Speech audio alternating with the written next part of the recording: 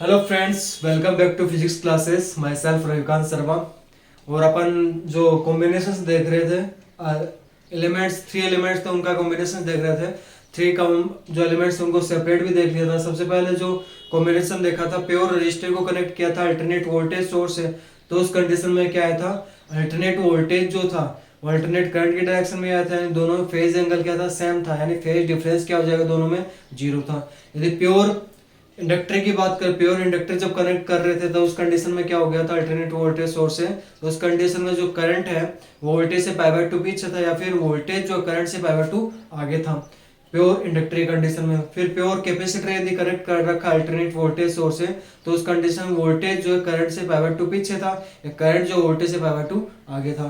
फिर अपन ने कल जो कॉम्बिनेशन, फोर्थ जो कॉम्बिनेशन देखा था, उसका रजिस्टर और इंडक्टर का कॉम्बिनेशन देखा, आरएल कॉम्बिनेशन। आरएल कॉम्बिनेशन में क्या था, आर एल दे रखा है, प्योर इंडक्टर दे रखा है और रजिस्टर दे रखा है। रजिस्टर में तो क्या होता है कि जो करंट होता है वोल्टेज की डायरेक्शन में होता है, तो उसमें फेज डिफरेंस जीरो होगा उस कंडीशन में। बट इंडक्टर का अपन ने देखा था कि वोल्टेज जो है वो कंडक्टर करंट से π/2 आगे था, π/2 आगे था। यहाँ पे π/2 नहीं लेंगे, कौन सा एंगल लेंगे, थीटा एंगल लेंगे। तो थीटा जो लोगे तो इस कंडीशन में वोल्टेज तो कितना हो जाएगा, V0 sin ओमेगा टी, और जो करंट होगा कितना हो जाएगा, I is equal to I0 sin omega T minus का थीटा। पहले वोल्टेज के लिए वोल्टेज की मैक्सिमम वैल्यू कितनी मान लेता है, V0, और जो करंट की वैल्यू मैक्सिमम वैल्यू कितनी मान लेता है, I0। ये तो y एक्सिस पे, ऐसे ही टाइम को किस पे रिप्रेजेंट कर रहे हैं, x एक्सिस पे। तो पहले ऊपर वाले यदि ग्राफ बनाएंगे तो कई बार बना लिया था, दोबारा इसमें ये ग्राफ बनेगा वोल्टेज के लिए। तो कौन सा ग्राफ बन जाएगा, मैक्सिमम वैल्यू वोल्टेज के लिए ये वाला ग्राफ बनेगा, ठीक है। वोल्टेज के लिए ये वाला ग्राफ बन गया। देन यदि करंट की बात करें तो करंट का जब ग्राफ बनेगा तो करंट जो है वोल्टेज से थीटा पिच है, जैसे अपन ने π/2 के लिए बनाया था। इसके लिए टेबल यदि बना ले, टाइम के ग्राफ यदि बनाएंगे, टेबल यदि बना के स्टूडेंट्स के लिए, तो कितना होगा, जरा टी की वैल्यू लिखे और इधर ले दे आई की वैल्यू, करंट की वैल्यू कितनी होगी। टी की वैल्यू देखें, पहले जीरो पे यदि देख ले, जीरो लिखे, जहाँ पे जीरो यदि लिखोगे तो साइन माइनस थीटा बचेगा, माइनस साइन थीटा हो जाएगा, आई नोट साइन थीटा होगा। आई नोट साइन थीटा का मतलब ये थीटा पीछे रहेगा। थीटा पीछे कैसे रहेगा, यानी अपन ने जब π/2 पीछे किया तब ऐसा ग्राफ बन रहा था अपने पास, ये T/4 से जा रहा था, तो इससे भी पीछे रहेगा, यानी ऐसा ग्राफ बनेगा, कुछ ऐसे ग्राफ बनेगा, ठीक है। ये किसके लिए बन गया, ये तो है वोल्टेज के लिए, और ये वाला किसके लिए है, करंट के लिए, आई के लिए। तो ये इसके लिए ग्राफ बन गया। अब फेजर डायग्राम की यदि बात करें, फेजर डायग्राम की यदि बात करें, फेजर डायग्राम कैसे बनाते हैं, एक्स एक्सिस पे तो ले होता है रेजिस्टेंस अक्स, एक्स एक्सिस को तो कौन सी मानते हैं, रेजिस्टेंस अक्स, रेजिस्टेंस एक्सिस। और जो वाई एक्सिस है, यानी ये तो है रियल एक्सिस है जिसपे रेजिस्टेंस प्रेजेंट है, और ये इमेजिनरी एक्सिस जिसपे कौन सा है, इम्पीडेंस एक्सिस बोल सकते हैं इसको। इम्पीडेंस एक्सिस कल देखा था, किसके लिए, इम्पीडेंस जो है आरएल सर्किट के लिए इम्पीडेंस की वैल्यू कितनी होती है, R square plus XL square, या फिर इम्पीडेंस जेड, इम्पीडेंस को किससे रिप्रेजेंट करते हैं, जेड से, तो R square root R square omega L का होल स्क्वायर, तो ओमेगा स्क्वायर एल स्क्वायर हो जाएगा।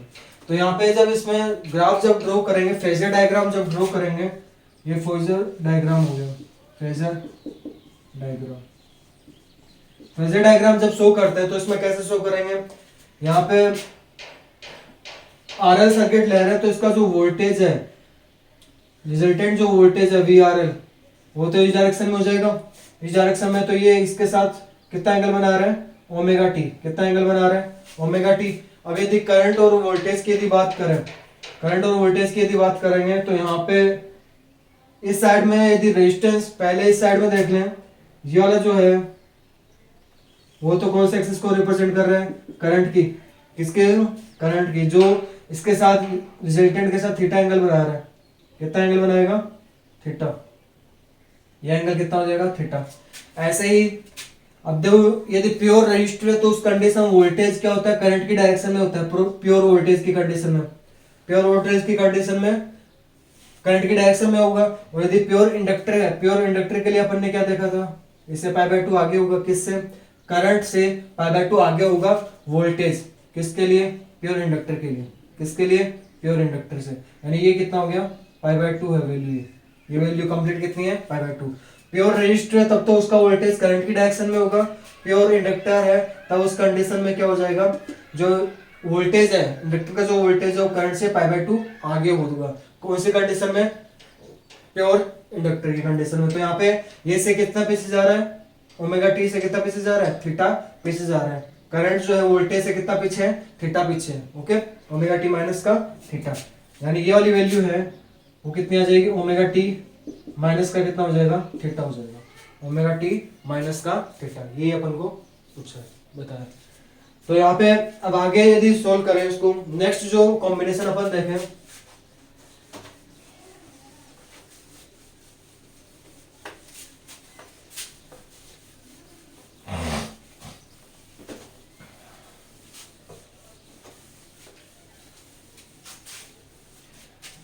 फोर्थ कॉम्बिनेशन हो गए थे। फिफ्थ जो है वो कौन सा है? When circuit contains resistor capital R and capacitor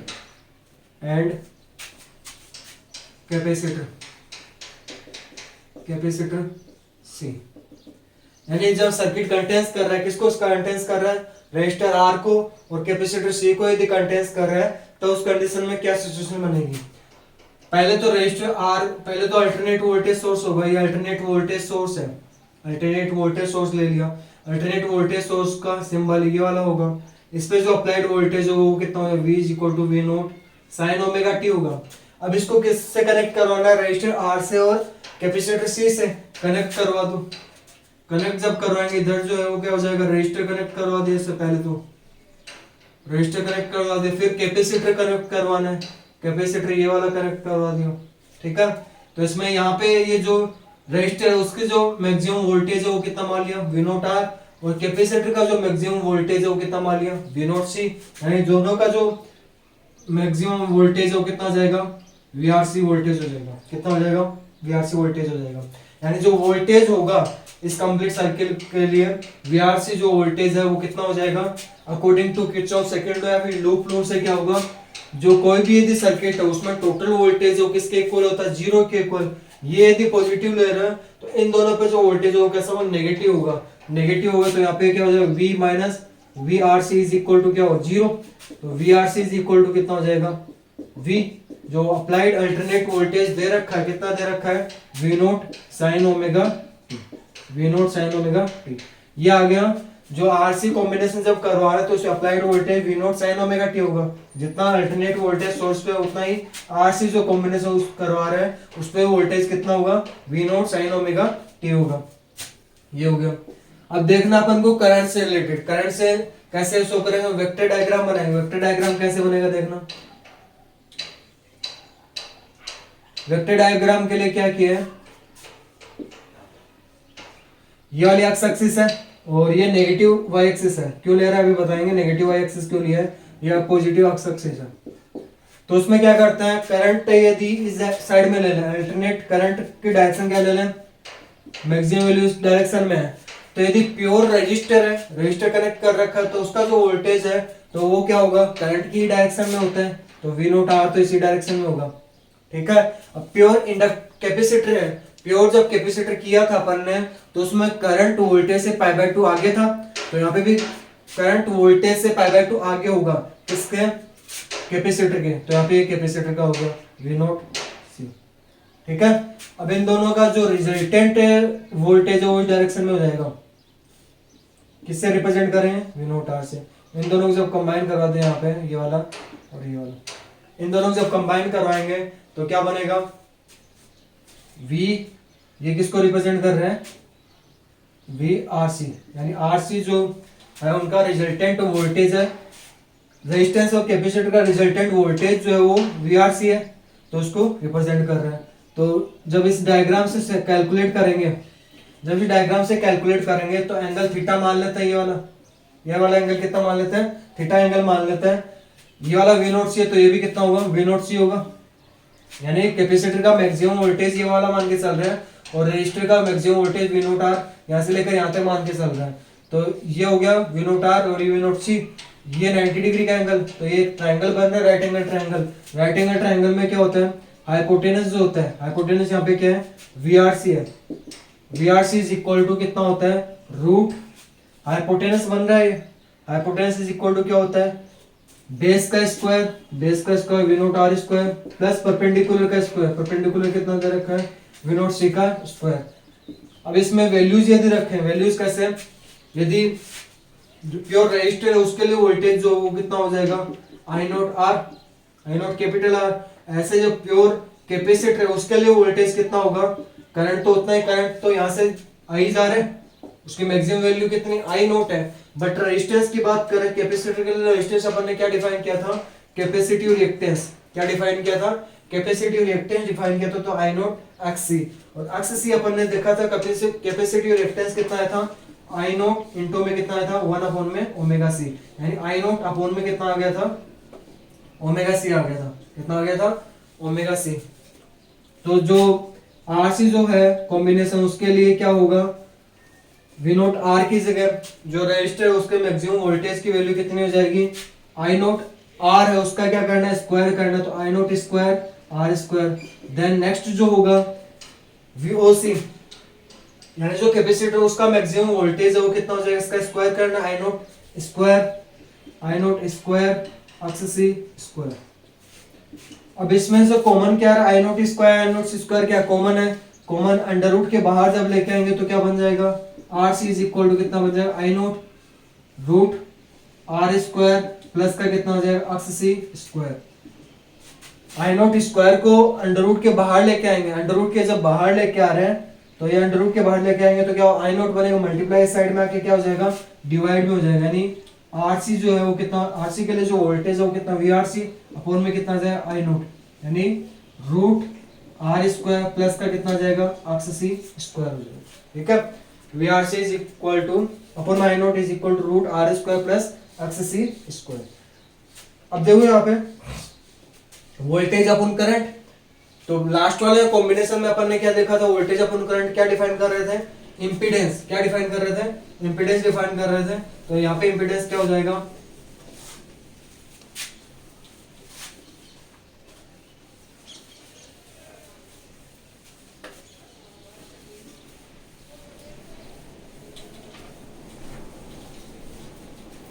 इसमें वोल्टेज अपन करंट है उसमें जब डिवाइड देंगे तो इंपीडेंस बनेगा, इंपीडेंस यानी जेड कितना हो जाएगा इधर, root R square plus X C square.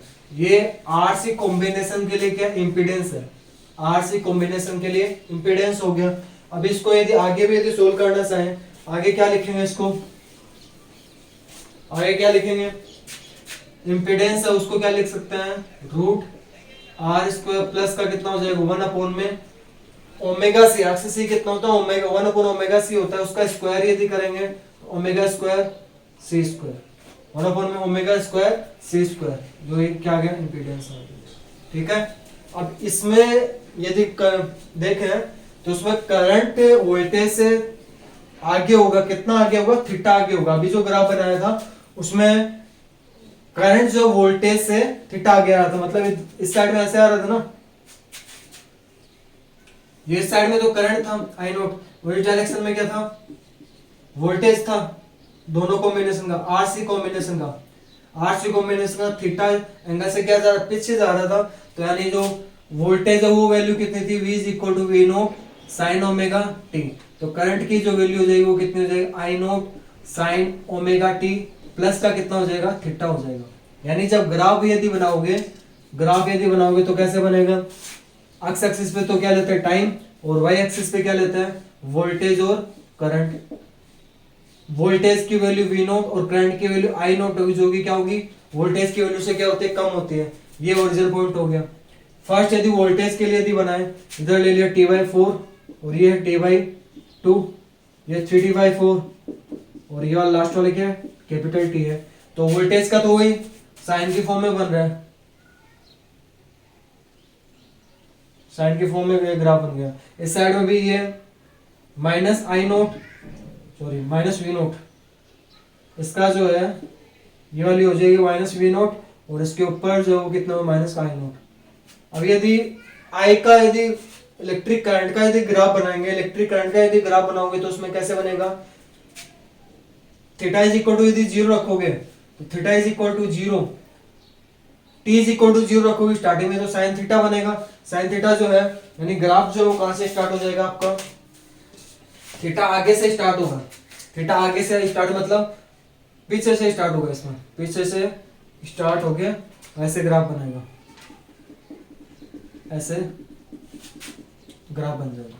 ये किसके लिए ग्राफ बनेगा, करंट के लिए ग्राफ बन जाएगा। ओके, सेम ऐसे अब इसमें जो फेजर डायग्राम यदि बनाए, फेजर डायग्राम बनाओगे तो कैसे बनेगा, फेजर डायग्राम बनाओगे तो इसमें रेजिस्टेंस अक्स इधर, ये वाली रेजिस्टेंस अक्स, और ये वाली जो इस साइड में कौन सी एक्सिस होगी, रेजिस्टेंस अक्स, ये वाली कौन सी हो जाएगी, इंपीडेंस अक्स, इंपीडेंस अक्स, इंपीडेंस अक्स, ये वाली रेजिस्टेंस अक्स और ये वाली कौन सी होगी, इंपीडेंस अक्स। अब इसके लिए यदि ग्राफ यदि बनाएंगे तो पहले तो क्या होगा, रेजिस्टेंस और जो इसका रिजल्टेंट वोल्टेज है, रिजल्टेंट वोल्टेज कितना होगा, रिजल्टेंट वोल्टेज किससे रिप्रेजेंट करेंगे, आरसी से। किस किस का कॉम्बिनेशन करवा रहे हो, रजिस्टर एंड कैपेसिटर का कॉम्बिनेशन करवा रहे हो, तो ये जो इसके साथ जो एंगल बनाएगा वो कितना एंगल बना लेगा, थीटा एंगल बना लेगा। कितना एंगल बनाएगा, थीटा एंगल बनाएगा। इसके बाद में sorry omega T, omega T angle बना रहे हैं, कितना एंगल बना रहे हैं, ओमेगा टी। और ये जो रेजिस्टेंस वाला है वो इस डायरेक्शन में होगा, या फिर करंट, करंट का पहले कितना हो जाएगा इधर, आई नोट, तो वोल्टेज जो रिजल्टेंट से रिलेटेड वोल्टेज है वी नोट आर कितना हो जाएगा, आई नोट आर होगा। ये जो इसके साथ कितना एंगल बनाएगा, थीटा एंगल बनाएगा। और अपन को पता है कि जो अभी जो निकाला अपन ने, क्या निकाला है कि जो कैपेसिटर का जो वोल्टेज होगा वो करंट से कितना पीछे होगा, पाई बाय 2 पीछे होगा, यानी इस डायरेक्शन में ये वाला बन जाएगा, ये वाला यहाँ पे क्या बन जाएगा, किसके लिए बनेगा, वी नोट सी। कैपेसिटर का जो वोल्टेज है वो करंट से कितना होगा, पाई बाय 2 पीछे होगा, इस डायरेक्शन में ये बन जाएगा, यानी पाई बाय 2 इस डायरेक्शन में, पाई बाय 2 पीछे है। V naught is equal to I naught कितना हो जाएगा, अक्स सी हो जाएगा, आई नोट अक्स सी हो जाएगा। ठीक है, ये पाई बाय 2, यानी ये कंप्लीट जो बना रहे हैं करंट का, इसका रेजिस्टेंस अक्स के साथ कितना बन रहा है, ओमेगा टी प्लस का कितना बन रहा है, थीटा बन रहा है, यानी रेजिस्टेंस वहां पे कितना हो जाएगा, ओमेगा टी प्लस थीटा क्या होगा, लार्ज होगा। ठीक है, ये कॉम्बिनेशन हो गया किसका, रेजिस्टेंस एंड कैपेसिटर का। रेजिस्टेंस एंड कैपेसिटर का जब कॉम्बिनेशन कर रहा है तो उसमें करंट जो वोल्टेज से थीटा एंगल लार्ज ज्यादा होता है, आगे होता है, थीटा एंगल क्या होगा, आगे होगा। ऐसे जब कैलकुलेट करोगे, क्या जब उसमें कैलकुलेट करोगे, कौन सी वैल्यू कैलकुलेट करोगे, जब कंबाइन करवा रहे रेजिस्टर एंड इंडक्टर का जब कंबाइन करवा रहे हो तो उसमें उल्टा होगा। उल्टा कैसे, कि वहां पे करंट जो है वोल्टेज से थीटा कितना होगा, पीछे हो जाएगा। अब जो लास्ट कॉम्बिनेशन है इनका,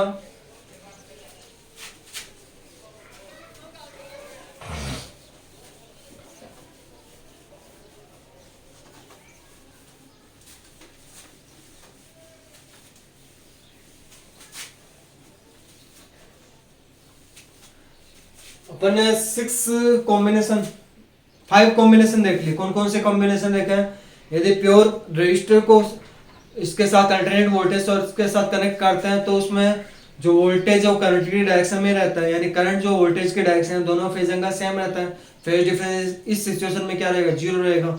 सेकंड अपन ने देखा था जब क्या कर रखा था, प्योर इंडक्टर जो है वो कनेक्ट कर रहे, ओनली इंडक्टर यदि कनेक्ट कर रहे हैं अल्टरनेट वोल्टेज सोर्स से तो उस कंडीशन वोल्टेज करंट से पाई बाय 2 आगे रहता है, या फिर करंट वोल्टेज से पाई बाय 2 पीछे रहेगा। थर्ड जो कॉम्बिनेशन अपन ने देखा, प्योर कैपेसिटर, यानी कोई भी कैपेसिटर यदि दे रखा है उसको कंबाइन करवा रहे हैं किसके साथ, अल्टरनेट वोल्टेज के साथ यदि कंबाइन करवा रहे हैं तो उस कंडीशन में क्या होता है, उस कंडीशन में वोल्टेज करंट से पाई बाय 2 पीछे होता है और करंट जो है वोल्टेज से पाई बाय 2 क्या रहेगा, आगे रहेगा। वोल्टेज करंट से पाई बाय 2 पीछे रहता है, करंट वोल्टेज से पाई बाय 2 आगे रहेगा।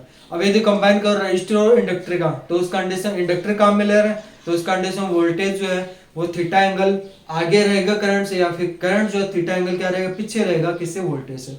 यदि ऐसे आर रजिस्टर का किसके साथ कंबाइन करवा रहा है, कैपेसिटर का अल्टरनेट वोल्टेज के साथ सीरीज कॉम्बिनेशन जब करवा रहा है, तो उस कंडीशन में क्या रहेगा, जो वोल्टेज रहेगा वो क्या रहेगा, थीटा एंगल पीछे रहेगा करंट से, और करंट जो थीटा एंगल क्या रह जाएगा, आगे रह जाएगा किससे, किससे आगे रहेगा, वोल्टेज से। ठीक है, अब ये कॉम्बिनेशन तीनों का यदि कॉम्बिनेशन करवाएं, तीनों का कॉम्बिनेशन कौन सा हो जाएगा, अपन ने 5 देख लिया, तो 6 नंबर जो कॉम्बिनेशन है when circuit contains inductor capital L, capacitor capital C, and register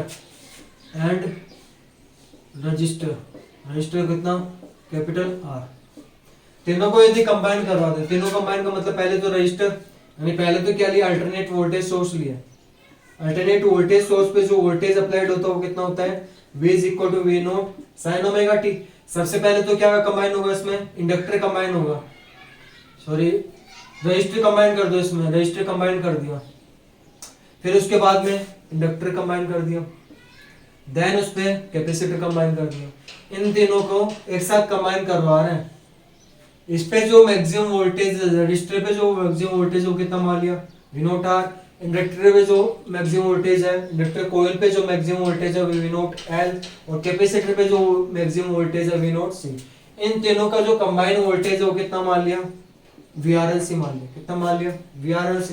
तो अकॉर्डिंग टू किर्चॉफ लॉ, कोई भी यदि क्लोज्ड लूप है उससे रिलेटेड टोटल वोल्टेज है वो कितना होता है, 0 होता है। तो यहाँ पे कितना हो जाएगा, जो अल्टरनेट वोल्टेज है उस पे वोल्टेज कितना है, V, और इन दोनों का कंबाइन वोल्टेज है वो कितना है, VRLC।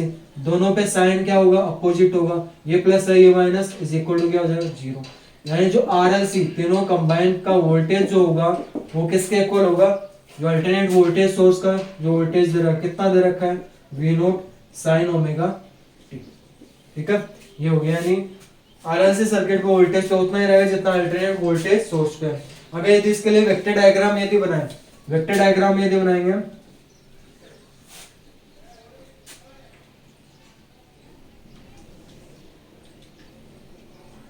थोड़ा सा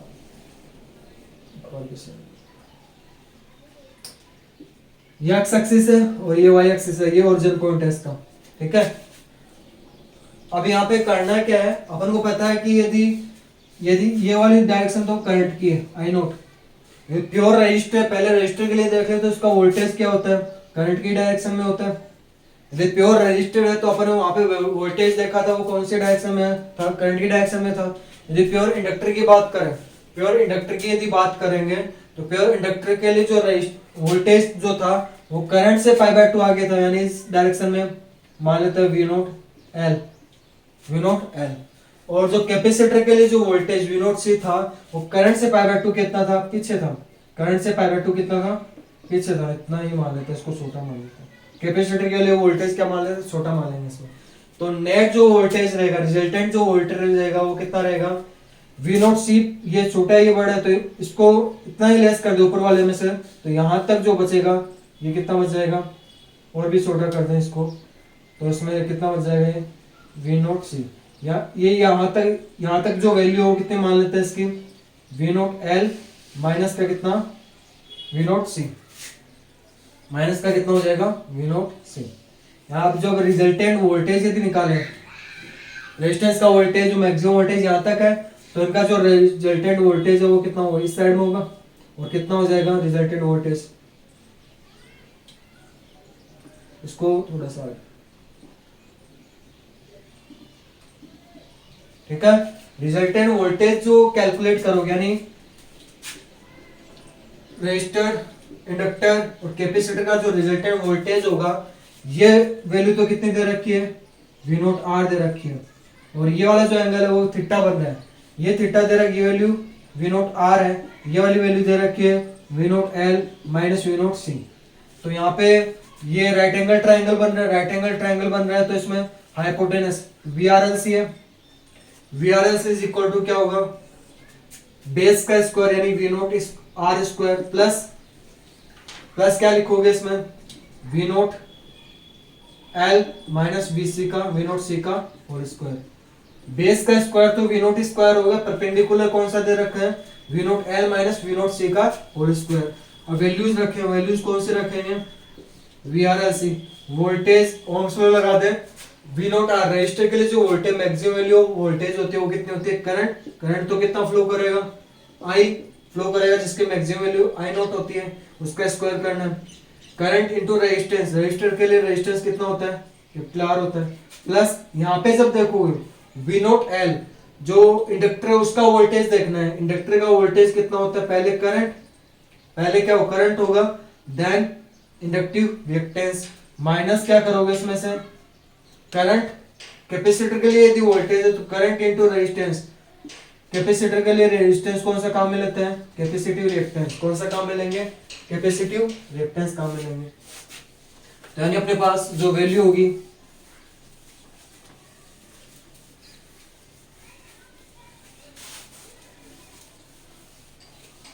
जो वैल्यू कैलकुलेट करोगे यहाँ पे आरएलसी जो कॉम्बिनेशन है, रेजिस्टेंस इंडक्टर और कैपेसिटर के लिए जो कॉम्बिनेशन है उनका जो नेट वोल्टेज वो कितना हो जाएगा, यहाँ से आई नोट स्क्वायर, इन दोनों में से आई नोट कॉमन हो जाएगा, आई नोट स्क्वायर कॉमन आ रहा है यानी कंप्लीट में से आई नोट स्क्वायर कॉमन लेंगे तो रूट के बाहर क्या जाएगा, ओनली आई नोट बचेगा, कितना बचेगा आई नोट, और रूट के अंदर कितना बचेगा, ये आर स्क्वायर है, R square plus X L minus X C का होल स्क्वायर। एक तो ये आ गया, आगे भी यदि इसको करें तो ये क्या बन सकता है, आई नोट मल्टीप्लाई साइड में आके डिवाइड में वोल्टेज अपॉन में करंट, और वोल्टेज अपॉन में करंट जो अभी तक आप क्या पढ़ रहे थे, एक्सएल माइनस एक्स सी का होल स्क्वायर लिख दिया, और वोल्टेज अपॉन करंट जो अभी तक क्या पढ़ रहे थे, इंपीडेंस, जो आरएलसी कॉम्बिनेशन है उसके लिए इंपीडेंस कितना होगा, वोल्टेज अपॉन करंट जो क्या होता है, इंपीडेंस होता है, इंपीडेंस जेड से रिप्रेजेंट करेंगे तो root R square plus X L minus X C का स्क्वायर, ये इंपीडेंस हो गया आरएलसी सर्किट के लिए। जब आर रजिस्टर और इंडक्टर जब कॉम्बिनेशन करवाया तो यहाँ पे क्या आ रहा था, only R square plus X L का स्क्वायर। अब यदि रजिस्टर और कैपेसिटर का यदि कॉम्बिनेशन करवाया यानी आरसी कॉम्बिनेशन जब हो रहा था तो वहां पे क्या आ रहा था, R square plus X C square, अब आरएल से तीनों ही आ गए तो यहाँ पे एक्सएल माइनस एक्स सी का होल स्क्वायर हो जाएगा। यानी जो इंपीडेंस होगा वो आगे भी यदि सोल्व करें इसको तो क्या लिख सकते हैं, आर स्क्वायर, और एक्सएल है, एक्सएल को क्या लिख सकते हैं, omega, omega L minus X C capacitive reactance, ये तो था इंडक्टिव रिएक्टेंस ओमेगा एल, और ये कैपेसिटिव रिएक्टेंस कितना हो जाएगा 1 ओमेगा सी का होल स्क्वायर। ये क्या गया, इंपीडेंस आ गया। अब इसके लिए 3 अलग अलग केस है, या एक्सएल एक्स से ज्यादा हो तब क्या होगा, एक्सएल एक्स के इक्वल हो तब क्या होगा, और एक्सएल यानी इंडक्टिव रिएक्टेंस जो कैपेसिटिव रिएक्टेंस से कम हो तब क्या पॉसिबिलिटीज बनेगी, जो आप नेक्स्ट वीडियो में देखेंगे। तो यहाँ तक यदि समझ में आया तो वीडियो को लाइक करो, सब्सक्राइब करो और कमेंट जरूर करो इससे यदि कोई प्रॉब्लम रिलेटेड है तो। Thank you so much.